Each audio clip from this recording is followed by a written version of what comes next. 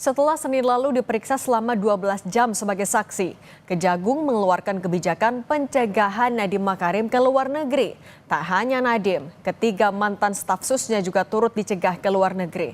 Lalu apa yang harus difokuskan penyidik agar dugaan korupsi pengadaan laptop Chromebook ini bisa terang benderang terungkap? Sudah ada Guru Besar Fakultas Hukum Unsud Profesor Hipnu Nugroho dan Ketua Dewan Pakar Federasi Serikat Guru Indonesia Retno Lestiarti. Kita juga sebelumnya sudah mengundang tim pengacara Nadiem Makarim namun belum ada respons. Selamat petang Bu Retno, Prof Hipnu. Selamat petang, Mbak Sidi, Bu Retno. Saya mau ke Prof Hipnu dulu. Prof Hipnu, kita mundur dulu ke hari Senin ketika salah satu materi yang diperiksa penyidik kepada Nadiem Makarim adalah rapat pengadaan tanggal 9 Mei 2020 yang hasilnya memutuskan memilih laptop Chromebook untuk dibeli. Apa sebenarnya potensi pelanggaran yang bisa digali oleh penyidik dari rapat itu? Ya, begini Mbak, dalam hal suatu pengungkapan perkara, itu yang dicari adalah cut off-nya. Simpul perbuatan melawan hukumnya itu di mana? Apakah rapat yang pada tanggal 9 ataukah sebelumnya? Itu yang pertama. Yang kemudian rapat-rapat yang terjadi apakah ada perubahan kebijakan atau tidak? Makanya kalau kita melihat ada suatu perubahan kebijakan dan kebijakan dalam rapat itu ternyata melanggar hukum seperti yang disampaikan oleh Kapuspen, ada permufakatan. Permufakatan yang harusnya adalah pada rapat sebelumnya dikatakan tidak efektif pengadaan laptop menjadi tetap dijalankan. Disitulah sebagai bentuk sumber kejahatannya atau sumber informasinya, sumber permasalahannya yang merubah dari tidak efektif menjadi tetap dilaksanakan. Kemudian dari suatu kesepakatan rapat yang harusnya merubah spek atas suatu pemilihan jenis juga dilaksanakan. Disitulah Mbak saya kira cut off melihat suatu simpul-simpul kejahatannya muncul dari itu. Kalau itu sudah dapat diketahui tentang permufakatan, gampang itu tentang tindakan-tindakan pengungkapan selanjutnya. Begitu kira-kira. Oke, tapi Prof Hipnu sedikit saja, kalau terkait dengan kebijakan pengadaan sesuatu barang di kementerian, apakah dari pengalaman sebelumnya Menteri selalu mengetahui kebijakan ini secara detail? Ya, kita melihat Menteri adalah sebagai pengguna keuangan. Oke. Pengguna keuangan. Pengguna keuangan itu bertanggung jawab, Mbak. Pengguna anggaran. Oleh karena itu, di sini akan dilihat nanti sebetulnya siapa yang paling bertanggung jawab. Kan gitu kan pertanggungjawaban pidana itu melekat pada seseorang yang mempunyai kehendak, mempunyai tujuan. Pertanyaannya, perubahan dari tidak efektif menjadi efektif, perubahan yang menjadikan itu kehendak menteri atau bukan. Nah, disinilah dari aspek hukum sebagai sifat melawan hukumnya di sana. Kalau itu yang dikatakan melawan, lah itu masuk kualifikasi begitu kira-kira. Oke, kalau Bu Retno, Anda dari FSGI, pengamatan Anda sebenarnya bagaimana realisasinya untuk program pengadaan laptop Chromebook ini? Apakah sebenarnya sudah tepat sasaran, efektif juga untuk pelaksanaannya sejauh ini? Iya, sebenarnya kan awalnya gitu ya, kalau dari penjelasan pihak kementerian memang ini digunakan untuk membantu pembelajaran jarak jauh. Jadi pembelajaran jarak jauh itu kan ketika memang pandemi dan setelah itu gitu ya, artinya itu memang untuk membantu proses pembelajaran. Nah, lalu apakah kemudian ini tepat atau tidak? Karena sebenarnya kalau berbicara tepat atau tidak, memang selalu ada pro kontra ya. Karena banyak orang yang bilang harusnya itu sasarannya ke daerah 3T. Faktanya daerah 3T ini kayak ya sulit sinyal, sulit listrik, dan lain-lain kan gitu. Lalu untuk pembelajaran agar karena banyak sekali gitu ya ketika itu anak-anak yang kemudian tidak memiliki fasilitas itu, guru yang tidak memiliki laptop dan lain-lain, sehingga memang niatnya adalah untuk memberikan bantuan dan memberikan kemudahan agar pembelajaran itu berjalan. Nah, kalau kemudian speknya dan lain-lain, tentu sekolah kan nerima aja ya. Artinya sekolah-sekolah yang kemudian dituju itu kita juga nggak tahu pembagiannya kayak apa gitu. Jadi artinya itu juga sebenarnya secara terbuka kita nggak pernah diinfoin, nggak pernah juga ada bicara bahwa yang nerima tuh siapa gitu, yang dianggap tepat sasaran tuh siapa. Itu memang nggak pernah ada gitu. Tapi kalau soal nggak pernah dimunculkan lah ke publik. Tapi kalau bantuan laptop sendiri sebenarnya sampai sih ke beberapa sekolah gitu. Tapi apakah itu tepat sasaran gitu ataukah bagaimana itu kita juga tidak pernah terinfo soal itu ya. Karena antara yang nerima sama yang tidak menerima bantuan ini kan lebih banyak yang nggak nerima sebenarnya ya. Jadi belum tentu juga misalnya sekolah-sekolah di jaringan kami gitu, mereka menerima gitu ya. Tapi bahwa ada yang menerima, iya sih. Nah, soal transparansinya, kemudian efektivitasnya, Prof. Hipnu, apakah ini juga akan menjadi salah satu indikator Kejagung dalam menentukan kasus ini juga terhadap Nadiem Makarim misalnya? Iya, kalau mendengar apa yang disampaikan Bu Retno, proyek ini bukan proyek button up, pertanyaan, tapi kelihatannya top down, keinginan dari suatu kementerian.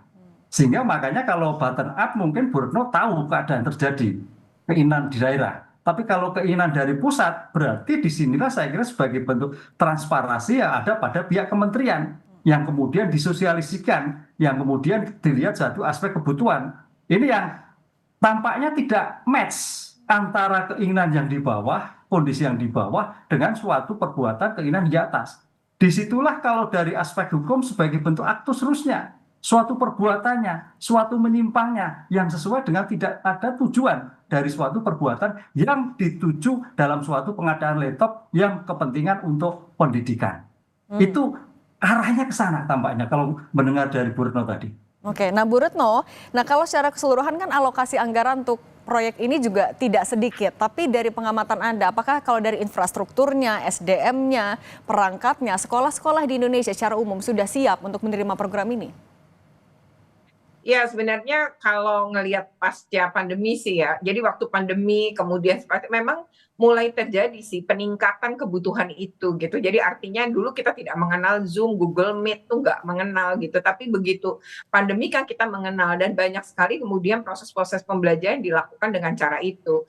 Nah itu sebenarnya kalau ngelihat kebutuhan ya bisa jadi pada masa itu memang sebuah kebutuhan gitu. Hanya kami barangkali ya memang pada posisi yang kemudian tidak paham ya, apakah kemudian pengadaannya seperti apa dan speknya kayak apa itu kita memang tidak pernah juga diinfokan. Nah mungkin pembicaraan bisa saja ke dinas-dinas pendidikan gitu karena yang menentukan misalnya dapat sekolah atau tidak gitu itu kan juga banyak peran dinas pendidikan di situ gitu ya. Jadi mungkin komunikasinya juga dengan pemerintah daerah. Nah di sini yang kemudian kementerian atau pemerintah pusat mungkin ini apa nih yang dibutuhkan di daerah mana dan lain-lain kemudian bekerja sama dengan dinas untuk nentuin mana sekolahnya itu ya bisa jadi gitu. Jadi kalau di sekolah sih sebenarnya kami cenderung tidak mengetahui gitu ya, guru-guru ini lebih nggak tahu. Bahkan kita juga kalaupun sekolah kita dapat ada jumlahnya berapa dan apa juga belum tentu juga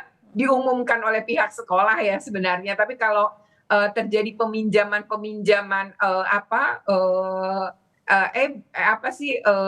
beberapa tadi ya seperti laptop dan lain-lain gitu di sekolah memang ada. Tapi ketika misalnya ya kalau kita berbicara pandemi, sebenarnya bantuan-bantuan itu pun bisa digunakan kan lewat handphone ya. Dan sebenarnya saat itu pun banyak sekali gitu orang tua yang kemudian patungan juga untuk anak-anak yang kemudian keluarganya sebenarnya nggak mampu gitu. Jadi memang ada gitu gerakan-gerakan seperti itu pun saat itu ada, nggak harus laptop sebenarnya. Oke, itu yang terjadi di lapangan ya Bu Retno. Kita mau kembali dulu ke kasus Ya. Prof. Hipnu. Prof. Hipnu, tapi kan yang terbaru Kejagung mencegah Nadiem Makarim keluar negeri dan membuka kemungkinan akan memanggil kembali. Apa iya hanya karena butuh klarifikasi dan keterangan tambahan atau ada kemungkinan lain Prof. Hipnu? Ya, kalau kita melihat suatu kasus-kasus yang terjadi, seseorang yang terkait di CK, memang betul itu sebagai saksi.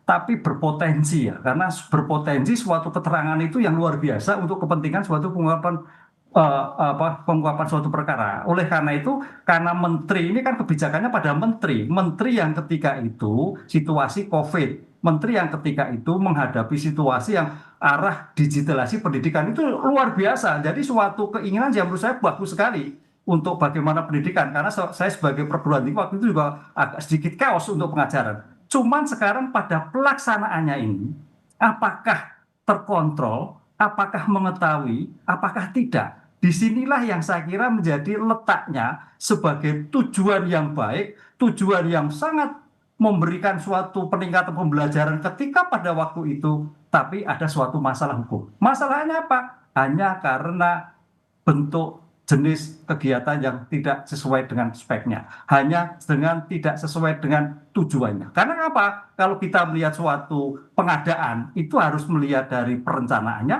dari pelaksananya, dari kontrolnya. Tadi ini pelaksana atau tidak, sesuai atau tidak. Disinilah saya kira yang menjadikan suatu permasalahan hukum yang sekarang disidik oleh Kejaksaan Agung. Nah, kalau dari Bu Retno, sebenarnya untuk memberantas potensi korupsi di dunia pendidikan, harus mulainya dari mana, Bu Retno? Ya, pertama sebenarnya yang pertama itu memang lemah pada transparansi ya. Jadi memang tujuannya baik itu niatnya baik gitu. Tapi kan seharusnya memang ada pertama kajian yang butuh sebenarnya mana, kemudian berapa jumlahnya, lalu yang pas ya speknya berapa sebenarnya yang kemudian pas. Nah, ini kayaknya tidak didahului dengan itu. Padahal sebenarnya sebuah kebijakan salah satunya gitu ya, kebijakan itu akan baik, kebijakan itu efektif, yaitu jika salah satunya kan bermainnya di data ya, sehingga data ini yang kemudian nampaknya lemah. Kemudian yang kedua kan ketika ini disebarkan ya, misalnya ke seluruh daerah gitu ya, kemudian ke banyak sekolah gitu. Nah, bagaimana pengawasannya ini gitu. Jadi sebenarnya ini kan harusnya ada bentuk-bentuk yang pengawasan hingga pada posisi di daerah juga. Misalnya bagaimana inspektorat juga kalau memang ada hubungannya pemerintah daerah dengan pemerintah pusat gitu, kemudian ada pembagian, harusnya kan juga ada bentuk-bentuk pengawasan. Nah, ini yang nampaknya tadi ya, pencegahan kan lebih baik gitu. Nah, nampaknya itu tidak, mungkin karena orang percaya aja di masa itu begitu memang dibutuhkan, kemudian jadi seolah-olah tuh ya udahlah yang penting untuk kebaikan, dan padahal kan sebenarnya enggak, karena ini kan uang negara ya. Artinya walaupun ini dugaan gitu ya, memang kan nilainya tinggi banget 10T gitu ya. Nah, ini yang kalau spek dan lain-lainnya memang banyak guru dan sekolah nggak paham gitu ya. Ini speknya seperti apa, kemudian harganya berapa, mungkin kami tidak paham. Yang kami tahu adalah menerima. Dan kalau jumlah mungkin benar-benar diterima, tapi bagaimana speknya dan bagian itunya mungkin itu ya yang kemudian bisa saja terjadi markup dan lain-lain gitu ya. Kita kan sebenarnya juga nggak.